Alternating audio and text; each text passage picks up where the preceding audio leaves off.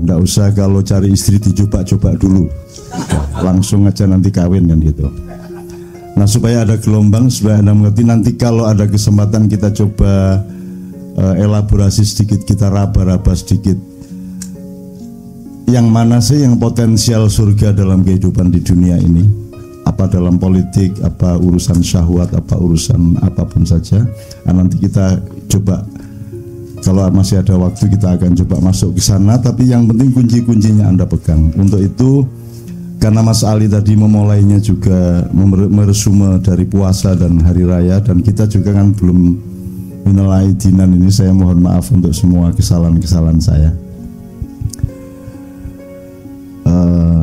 Anda tidak punya kesalahan sama saya yang punya kesalahan kepada Anda, saya punya hutang kepada Anda, dan saya punya hutang kepada Allah SWT luar biasa besar. Anda semua anak-anakku percaya bahwa Anda punya kehendak, punya need, punya want, punya apa tadi Mas?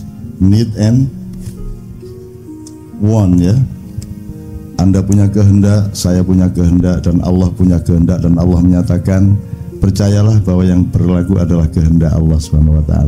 Nah, jadi saya mohon sama Allah, ya Allah ini anak-anak udah setor takbiran, jadi tolonglah yang punya keinginan-keinginan yang sudah ngempet itu dikabulkan. Gitu ya. Amin ya rabbal alamin. Oke, pertama, jadi kita resume sedikit pengetahuan dasar mengenai takbir, puasa, Idul Fitri, hari raya dan seterusnya. Beberapa hal aja ya untuk nginget-inget aja. Biasanya kalau Idul Adha itu takbirannya bisa sebulan penuh, tapi kalau Idul Fitri sehari. Artinya sesungguhnya Id yang lebih agung di mata Allah itu Idul Adha, bukan Idul Fitri. Itu ya. Jadi kita agak terbalik. Ya, tapi tidak apa-apa, Indonesia terbalik itu sudah kerjaannya ya, terutama di bidang politik dan pemerintahan. Memang sudah hafal, seluruh penduduk langit sudah hafal. Oh, kalau yang terbalik itu namanya Indonesia gitu. Wis ora apa-apa, Singapura wae sing dilebokke swarga kabeh ning neraka 300 tahun. Kedua, ini sudah Idul Fitri, sudah hari keberapa ini? Hari ke-7 kok kita masih takbiran, ini normal enggak? Enggak pernah toh biasanya, tapi masih boleh enggak? Takbiran tuh tiap hari juga boleh. Kalau perlu Anda tiap hari takbiran itu ya. Jadi biarin orang kampung anggap Anda orang gila, memang gila. Takbiran tiap hari. Jadi daripada rengeng-rengeng, karena salah satu teorinya adalah nanti takbiran itu menghimpun tenaga Anda. Tapi kalau Anda mendengarkan lagu-lagu apa pop, rock, apa semua macam-macam, itu belum tentu menghimpun tenaga. Jadi jangan lakukan, jangan dengarkan, jangan lihat, jangan alami apapun yang tidak menghimpun tenaga hidupmu. Kalau yang menghabiskan tenaga, menyerap tenaga, itu Anda rugi. Jadi saya selalu menghitung makanan saja, saya hitung hanya kalau dia menambah himpunan tenaga hidup saya, jasmani maupun rohani. Kalau dia tepat, maka himpunan tenaga jasmani akan memproduk himpunan tenaga rohani. Demikian juga tenaga rohani akan dialektis berakibat pada tenaga jasmani. Itu. Nanti kita dengan manusiahat ini kita harus mengenali teori dasar mengenai jasmani rohani ini apa toh jane? Ini dikotomi apa gradasi apa? Ini kita harus kenal gitu. Nanti soal yang dibicarakan mengenai pilkada segala macam itu akan tidak ada gunanya kalau Anda tidak mengenali dasar-dasar dari hidup Anda sendiri gitu. Oke, nomor 2 soal hari raya dan puasa. Anda kalau di desa dulu kan kalau mau puasa malamnya kan diajari bapak-bapak ibu-ibu di musola kan nawaitu saumal ghadi an adai fardhi syahri ramadhana hadhihi sanati fardhon lillahi ta'ala itu zaman dulu. Kalau sekarang pakai rap gitu kan. Nah itu som khoti Itu kira-kira, saya tidak tahu lah. Cuman yang ingin saya omongkan dari kalimat ini, itu kan kalimat bikinan kita sendiri. Nawa itu tuh artinya aku berniat, past tense ya, saum, puasa besok pagi atas dasar keikhlasan saya kepada Allah gitu. Nah, di dalam Al-Quran tidak ada disebut saum, tapi siam gitu. Siam Ramadan. Jadi kenapa kok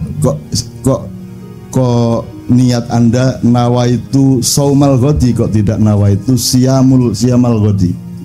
Ya enggak apa-apa sebenarnya, enggak ada masalah. Jadi saya ini bukan sedang mempermasalahkan. Cuman kalau ngerti bedanya hidung sama bulunya kan lumayan daripada nggak ngerti bedanya kan gitu kan. Kalau sudah ngerti bedanya ini jempol kaki, ini jempol tangan, kan agak lebih selamat hidupnya daripada Anda tidak ngerti bedanya jempol Anda sama hidung Anda kan gitu kan. Jadi gini, jadi kalau saya menafsirkan, siam itu adalah prosedur atau syariat untuk melakukan puasa, tidak makan, tidak minum dan memasukkan apapun, tidak melakukan sejumlah hal yang biasanya boleh dari subuh sampai maghrib, itu siam. Maka Ramadan disebut Ar-Ramadhanu madrasah. Jadi Ramadan itu adalah diklat, pendidikan kilat 1 bulan. Anda dilatih untuk kembali melakukan siam dari pagi sampai sore gitu ya. Kalau saum itu segala hal yang sifatnya menahan diri. Sampean sebut satu hal, apa perilaku, apa kerjaan, apa produksi, apa kerjaan, untuk apa saja yang tidak ada unsur menahan dirinya Anda sebut. Satu saja. Satu saja kerjaan yang tidak ada unsur menahan diri, yang tidak ada unsur mengendalikan diri, yang tidak ada unsur membatasi diri. Satu kerjaan kalau ada. Naik motor, ngegas, ngerem, berarti puasa, saum. Apalagi istri, sebanyak-banyaknya apa Anda batasi satu saja, satu, saum. Apalagi menggali tambang, dihabisin sehabis-habisnya, ataukah kita toleran kepada anak cucu kita yang harus mendapat bagian? Saya tanya, regulasi pemerintah selama ini pakai saum apa tidak? Tidak. Jadi puasa tidak pernah diingat oleh para stakeholder, apa pertambangan atau apapun saja. Padahal selamatnya manusia hanya kalau dia mengerti puasa. Sound system ini isinya puasa, Mas. Diginiin, dibatasi, digedein ya, Mas ya. Diginiin, ini kegedean dikit bengung, ini kegedean didi ndak balan. Itu isinya ilmu puasa semua, betul ndak? Nah, kamu bikin celana itu kan prinsipnya puasa, kan makanya diukur toh, kakimu panjangnya seberapa, kan begitu, betul ndak? Itu prinsip puasa.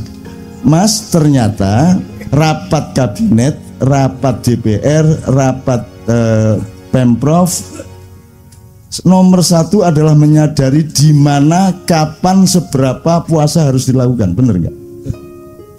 Dan itu tidak pernah menjadi kesadaran negara kita. Itu makanya nggak usah terlalu percaya. Kamu milih yang baru, yang kayak apapun, ternyata juga nggak puasa. Kan sudah berkali-kali toh. Itu. Tapi saya dengan penuh kesabaran mendengarkan perdebatan mengenai hal-hal yang saya sudah lama tidak percaya. Tapi tidak ada masalah. Tidak ada masalah. Saya sangat sabar untuk mendengarkan hal-hal yang ngopo jaga.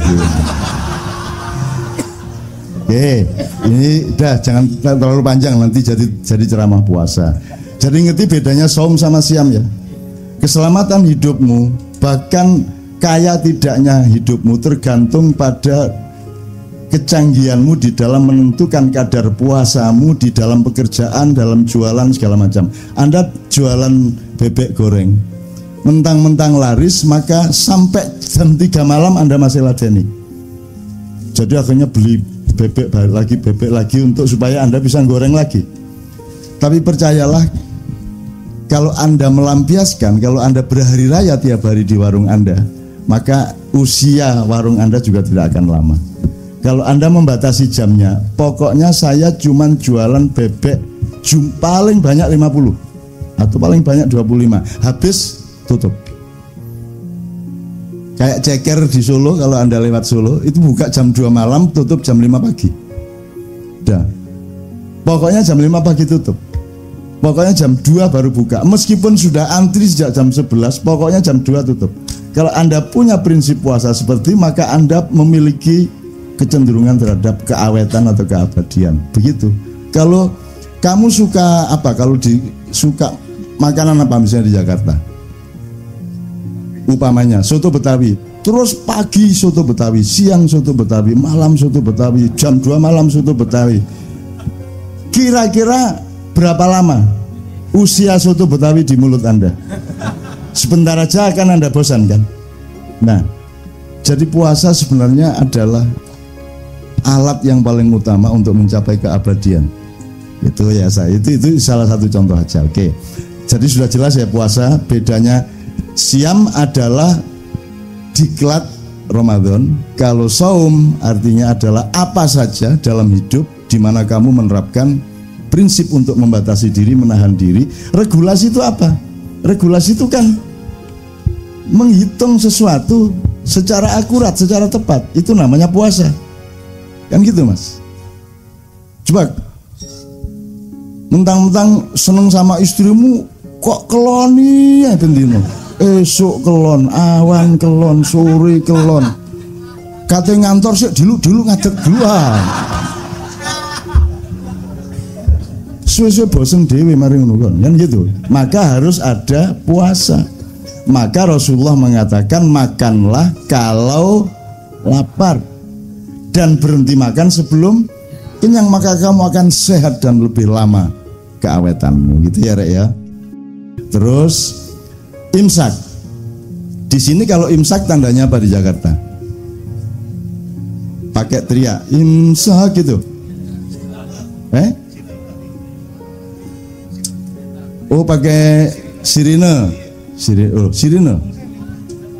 Enggak dong, kalau sirine itu buka, oh bapak ibu-ibu gitu. Kalau di Jogja imsak gitu ya, dari masjid besar Jogja itu Pak Jundi namanya itu, lagunya gitu imsak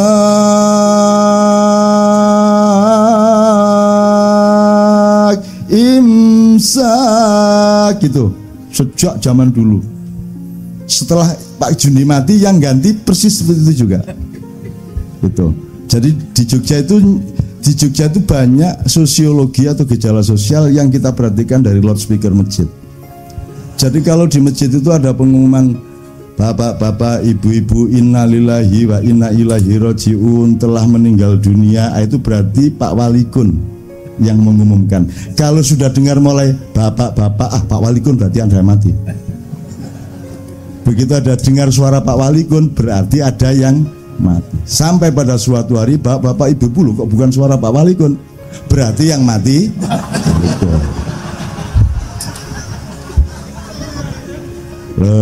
nyeneng no, hidup itu nyeneng, dengerin gitu tuh aja sudah seneng kok. Biar gubernur sinya siapapun gitu. Tapi Anda tuh juga jangan terlalu apa tuh efektivitasnya Anda anti Ahok di sini nih.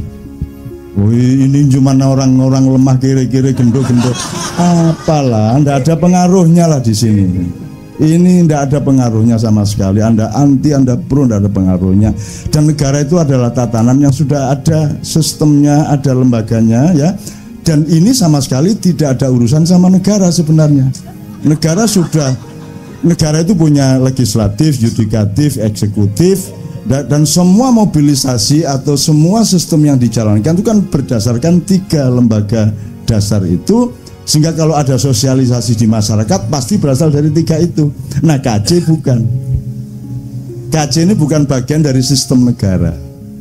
Cuman dia selalu ada karena cintanya melebihi pengurus negara kepada negara. Kan begitu. Mereka kalau kumpul harus ada uang honor, kalau kumpul harus ada SPJ segala macam. Ini enggak. Kumpul enggak jelas. Jadi jangan pamer cinta di sini, karena di sini cinta sudah tidak diomongkan lagi. Cinta sudah menjadi diri mereka. Demikian kita. Kira-kira. Artinya Mas, ya enggak apa-apa, saya oke-oke saja, Anda mau anti mau pro, tapi ya enggak efektif. Wah iki ya sopo arek ya lah. Gitu. Ya aku ndak anti, aku lapo anti-anti. Gitu loh. Antimu tak. Dari dulu kan saya sudah ndak setuju. Lah yang dulu milih siapa? Lah kok sekarang sambat ke sini? Lah yang milih Jokowi dulu siapa? Lah kok sekarang dibicarakan di sini? Kita di sini syahadatnya jelas. Allah, Muhammad, yang lain nanti dulu. Kan begitu? Kan jelas. Kita ndak ganggu, silakan mau kamu ambil, mau kulum, kok emut, kok kerakoti, karepmu. Tapi kalau kita disuruh mengakui, itu urusan lain. Gitu loh. Kalau yang diakui itu sudah cetok, bojoku tak akoni, bapakku tak akoni, Gusti Allah tak akoni, Kanjeng Nabi tak akoni, anakku tak akoni, itu konco-konco tak akoni, liyane kok sih. Nanti dulu, apamu, apaku awakmu itu, kok aku kudu ngakoni awakmu, kan gitu. Jadi aku ya seneng-seneng aja ngrungokno cacakne, ya seneng-seneng. Tapi ya gak ono gunane ngomong-ngomong ngene. Tapi wes ya, tapi jadi ini yang namanya kenduri cinta loh. Kita ndak anti, kita cuma ngomong kok. Jadi ya, tak tambah dikit ya. Ini puasa belum selesai loh ya. Ini puasa belum. Artinya saya ngomong puasa belum selesai. Oke, kita belok ke sini sedikit, sekedar untuk referensi. Jadi iblis itu dulu kan gelisah. Loh, ini Adam, kata Allah kan diciptakan sebagai khalifah di bumi. Kan gitu. Ini jailun fil ardi. Lah kok ditaruh di surga? Siapa ini? Siapa yang naruh di surga? Bener nggak? Kan di bumi. Kok di surga? Yang cemas malah iblis. Aneh toh? Jadi yang taat sama Allah sebenarnya siapa? Bingung tak gak kon ya. Nah akhirnya iblis berusaha bagaimana caranya melakukan subversi untuk masuk surga, berusaha supaya membawa Adam ke tempat yang seharusnya, kan begitu, sesuai dengan pilkada dan hasil-hasilnya, kan gitu. Nah ternyata begitu dia mau masuk surga, ada naga sangat besar. Wah ini ngelawan naga agak lama juga ini. Akhirnya si iblis pakai ilmu sirep, terus si ininya ngantuk, naganya terus menguap. Begitu naga menguap, iblis masuk mulutnya, bleng. Terus dia lari pagi di dalamnya, cukup, menunggu si naga nanti beol, terus dia ikut tainya. Begitu keluar, ekornya naga itu ada di dalam surga. Oh no, baru dengar. Oh, saya juga ngarang kok ya. Loh, tapi silakan bantah kalau bisa. Terus begitu masuk surga ternyata ada pasukan lain. Pasukannya tuh burung-burung, terutama burung-burung merak. Tapi itu dah tidak saya ceritakan. Pokoknya intinya sampailah dia ke Adam. Emang Adam makhluk bodoh sehingga bisa dipengaruhi iblis? Kan Allah mengatakan inna khalaqnal insana fi. Adam lebih unggul apa lebih rendah dari iblis? Lebih unggul. Ahsani takwim, dia sebaik-baik ciptaan, masterpiece-nya Allah. Masa bisa dipengaruhi iblis? Terus digoda iblis. Ayo piye? Nggak bisa. Upama saya aja nggak bisa kok digoda iblis. Cuman iblis ini pinter, dia pernah kuliah di IKJ. Jadi iblis menciptakan kostum persis seperti malaikat Jibril. Terus dia pakai, pokoknya penampilannya persis Jibril, sehingga Adam, wahai Baginda, ada apa gerangan? Baginda menemui aku, gitu kan. Terus diterima oleh Adam, karena yang datang menurut Adam itu Jibril. Terus si Jibril palsu ini tidak menjawab, dia cuman menyeret tangannya Adam untuk mendekati sebuah pohon. Nah, di situ kesalahannya, wala taqraba hadhihi syajarah, jangan dekati pohon itu, kata Allah. Maka karena dia mendekati pohon itu, dihukumlah Allah, sehingga kemudian Adam dipindah ke bumi, kan begitu. Terus disimpulkan oleh manusia di dunia, berarti di surga itu ada pohon yang tidak boleh didekati, itu disebut pohon terlarang, gitu ya. Betul? Pernah dengar pohon terlarang? Saya bilang, kalau di surga ada larangan, aku mau rono aku. Surga tidak ada larangan dong. Tidak ada pohon terlarang. Pasti harus ada analisis yang lain, bukan pohon larangan. Loh, kalau di surga ada larangan, namanya bumi. Ini jangan, itu iya. Sengsu jangan. Ngerti sengsu? Oseng-oseng asu.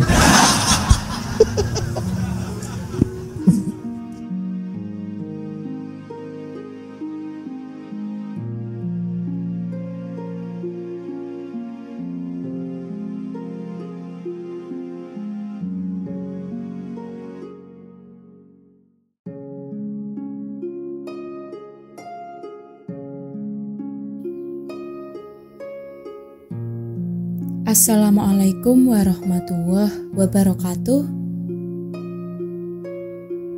Alat paling utama untuk mencapai keabadian. Jangan disangka hanya malaikat dan iblis yang makhluk abadi. Kita manusia juga makhluk abadi, yang berawal dari alam azali dan bertransformasi melalui alam kandungan, alam dunia, dan kemudian menjalani keabadian di akhirat. Itu semua karena pada hakikatnya kita adalah percikan potensial Allah yang termanifestasikan karena nur Allah, dan tidak ada kemungkinan untuk resign dari keabadian. Kalau tidak suka, ya silakan pergi ke kehidupan lain yang di luar kuasa Allah, di mana itu mustahil adanya. Kehidupan abadi ini keniscayaan, tinggal pilih mau menjalaninya seperti apa. Di neraka jahanam, khalidina fiha, atau surga at-khalidina fiha abada. Quran Surat Al-Bayyinah ayat 6 dan 8. Dua-duanya keabadian tak berujung yang membayangkannya pun kita tak bisa. Apalagi menjalaninya dalam kesengsaraan di neraka. Dan renungkanlah betapa sesungguhnya kita semua sangat dekat dengan gerbang menuju keabadian, yaitu kematian. Dunia ini dan akhirat kelak hanya dipisahkan oleh selembar hijab tipis yang setiap saat bisa koyak. Hanya diperlukan satu sumbatan di aliran darah menuju otak atau jantung, atau virus aneh yang tiba-tiba bermutasi menyerang manusia, atau supir dam truk mengantuk, dan 1001 macam sebab tak terduga lainnya untuk memugah tabir tersebut. Kita semua antri memasuki gerbang kematian dalam antrian yang kita sama sekali tidak memiliki pengetahuan tentang urutannya. Yang lebih dulu hidup belum tentu lebih dulu mati. Yang sakit bahkan parah tidak mesti duluan menemui maut dibanding yang sehat. Siapa saja bisa mati kapan saja dan di mana saja kalau memang ajalnya sudah tiba. Oleh karena itu kita harus berpikir dan berperilaku dalam frame kesadaran akan keabadian ini. Dan bukannya sibuk terjebak dalam urusan kesementaraan di dunia yang membuat kita tidak mempunyai bekal yang cukup untuk menempuh keabadian. Tetapi seringkali justru itulah yang persis kita lakukan. Coba sesekali titeni aktivitas kita dalam satu hari dan waktu yang dihabiskan dalam rentang waktu 24 jam yang terlihat langsung sebagai kegiatan mengumpulkan perbekalan di akhirat, misalnya sholat wajib 5 waktu plus tahajud, duha dan rawatib paling banter hanya 2 jam sehari atau hanya sekitar 8%. Itu pun kalau giroh sedang tinggi. Padahal iman itu naik turun dan biasanya lebih banyak di area turunnya. Ketika muncul rasa bosan menjadi orang baik, mungkin seharian waktu kita akan berlalu percuma begitu saja. Sebagian besar waktu kita habiskan untuk urusan mencari penghidupan dan mengupayakan keberlangsungannya di dunia dan mengurusi hajat jasmani kita. Seringkali tanpa memperdulikan halal haram dan konsekuensinya nanti di akhirat. Bagaimana kira-kira nasib kita nanti dengan persiapan yang seadanya? Seperti itu. Oleh karena itu, sangat penting kemudian untuk merohanikan apapun saja yang kita kerjakan. Semua aktivitas harus kita temukan relevansinya dalam konteks persiapan roh kita menjalani keabadian. Innamal amalu binniat. Sesungguhnya, amal itu tergantung pada niatnya. Demikian Rasulullah bersabda. Selama ini, banyak orang salah fokus menganggap ini sebatas ritual ketika hendak sholat, puasa, atau ibadah mahdhoh lainnya. Begitu salah fokusnya sampai orang pada bertengkar soal apakah niat itu harus dilafalkan secara zahir ataukah cukup dalam hati saja. Padahal ini juga berlaku untuk semua gerak lahir dan batin kita. Dan sesederhana itulah cara kita merohanikan semua aktivitas kita. Kita hendaknya meniatkan semua aktivitas kita sebagai upaya untuk mendapatkan ridho Allah Subhanahu wa Ta'ala. Seperti halnya ikrar kesetiaan pada saat pernikahan, niat juga harus diperbaharui setiap saat. Jadikan kebiasaan sebelum melakukan sesuatu kegiatan untuk mengambil jeda sesaat, meneliti motivasi dan mengembalikannya ke niat yang benar. Tentu saja semua titipan omongan ini hanya relevan jika kita sungguh-sungguh percaya akan perkara yang gaib dan akhirat. Mereka yang beriman kepada yang gaib, Quran Surat Al-Baqarah ayat 3. Bagi yang percaya akhirat, sering-seringlah mengingat kematian dan kehidupan abadi setelahnya. Kematian adalah nasihat terbaik, kata Rasulullah. Setiap saat berusahalah untuk mengingat dekatnya maut. Niscaya dunia ini terasa ringan bagimu. Engkau tidak akan ngoyo menghalalkan segala cara untuk meraih dunia. Engkau akan lebih sedikit tertawa dan juga tidak lama-lama bersedih karena kejadian apapun, senang ataupun susah yang menimpamu di dunia. Dan renungkanlah betapa sesungguhnya kita semua sangat dekat dengan gerbang menuju keabadian, yaitu kematian. Dan bukannya sibuk terjebak dalam urusan kesementaraan di dunia yang membuat kita tidak mempunyai bekal yang cukup untuk menempuh keabadian. Sekian yang dapat kami sampaikan. Mohon maaf apabila terdapat kesalahan dalam penyampaian. Wassalamualaikum warahmatullahi wabarakatuh.